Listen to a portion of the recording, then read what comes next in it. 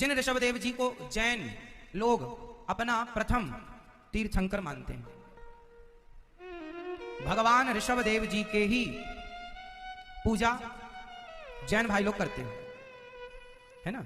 यहां से जैन परंपरा स्टार्ट हुई भगवान ऋषभदेव जी से। ऋषभदेव जी के बड़े पुत्र का नाम है भगवान श्री भरत जी, वो आगे चर्चा हम कहेंगे आपसे, सब होगी। ऋषभदेव जी इस धरती पर क्यों आए थे जानते हैं? राजा नाभि की पत्नी मेरु देवी के गर्भ से इन्होंने जन्म लिया और परमहंसों का मार्ग जीकर समाज को परमहंस मार्ग की प्रेरणा प्रदान की। परमहंस अवधूत वेश में रहते थे।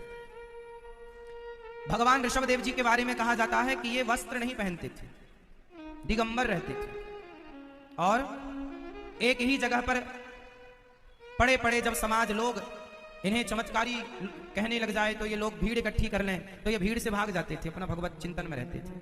और संतों को प्रेरणा दी कि तुम्हें कैसे रहना, त्याग किसे कहते हैं, करके बताया, कहकर नहीं।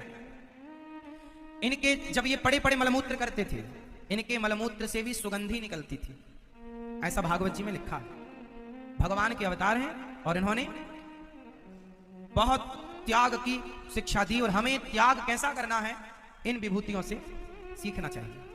इसलिए हमारे जैन जो भाई हैं, भक्त हैं, जो हमारे जैन संत होते हैं, आज भी इसी पद चिन्हों पर चलते हैं।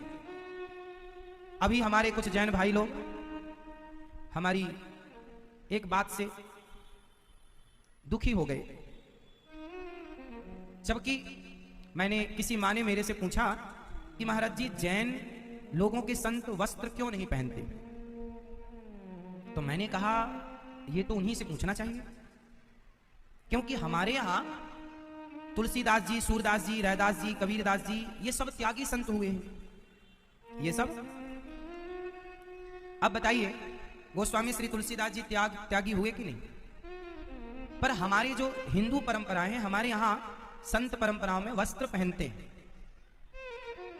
पर जो हमारे जैन संत हैं वो दिगंबर रहते हैं। अब कोई पूछा कि क्यों रहते हैं, तो इसलिए रहते हैं क्योंकि भगवान ऋषभदेव जी ने उस मार्ग को अपनाया।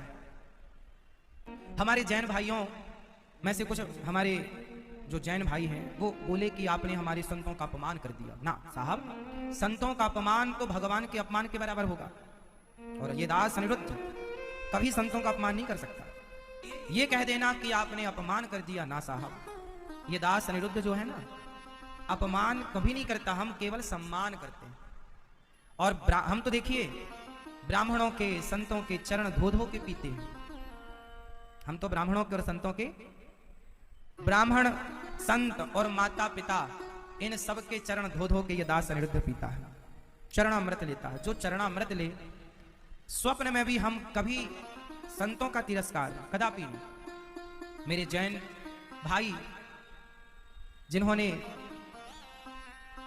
ये कहा कि आपने अपमान कर दिया, ना साहब, अपमान नहीं है, अपनी अपनी मान्यताएं। आपकी मान्यता अच्छी है, हमारी मान्यता अच्छी है। आप जो मानते हैं आप अच्छा मानते हैं, हम जो मानते हैं हम भी अच्छा मानते हैं।